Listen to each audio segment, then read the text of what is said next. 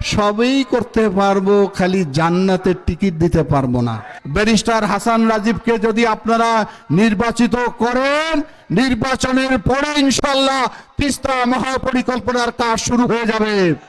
এই রাস্তা বলে আঁকা বাঁকা ঠিক করতে হবে, যেখানে বাঁকা সেখানে তো ভেজাল, ওটা তো সোজা করতেই হবে আমাকে।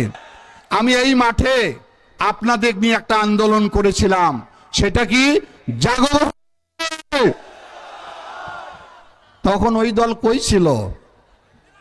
ওরা কই ছিল রে ভাই? এত দরদ পাল্লা দিয়ে মানুষকে মাপে ওরা এখন।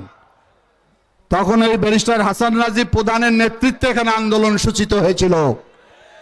সুতরাং তারেক রহমান আমাদেরকে কথা দিয়েছে, এই হাতীবান্ধার 6টি ইউনিয়ন বিধ্বস্ত হয়েছে, যাদের বাড়িঘর ভেঙে, জমি জিরাত ভেঙে মানুষ আজকে ভূমিহীন হয়েছে, ভিক্ষুকে পরিণত হয়েছে মানুষ। কে কোথায় চলে গেছে আমরা তার খবর জানি না।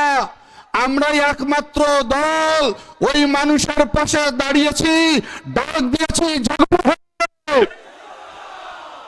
আমাদের ডাকে এখন আন্তর্জাতিক সংস্থা এটা জরিপ সম্পূর্ণ করেছে। ইনশাল্লাহ আমি কথা দিতে পারি, ব্যারিস্টার হাসান রাজীবকে যদি আপনারা নির্বাচিত করেন, নির্বাচনের পরে ইনশাল্লাহ তিস্তা মহাপরিকল্পনার কাজ শুরু হয়ে যাবে। উনি বলছেন বাইপাস করতে হবে। কি বাইপাস? এগুলা কোনো কাজ ভাই আমার জন্য? এগুলা তো নস্যি।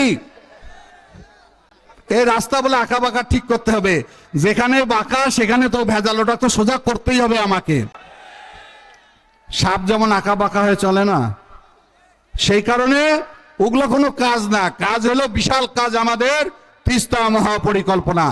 স্কুল করব, মাদ্রাসা করব, মন্দির করব, রাস্তা করব, বেকার ছেলের চাকরি দিব, সবই করতে পারবো, খালি জান্নাতের টিকিট দিতে পারবো না।